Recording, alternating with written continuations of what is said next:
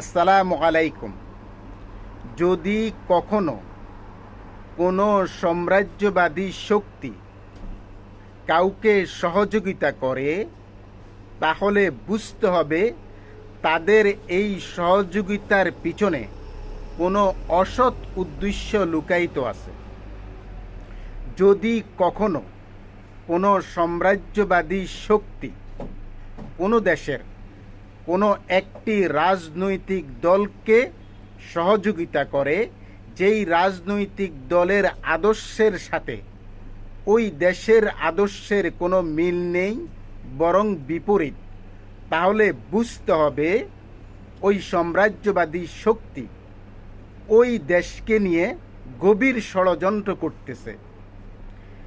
যেমন উদাহরণ দিতে পারি ইরাক। কথা বোঝার জন্য বিসিএস ক্যাডার হওয়ার প্রয়োজন নেই, সাধারণ বিবেকেই যথেষ্ট। আমরা যদি সচেতন না হই, তাহলে হয়তোবা নিকটতম ভবিষ্যতে, হয়তোবা 5, 7, 10 বছর পরে হলেও আমাদেরকে ভুগতে হবে।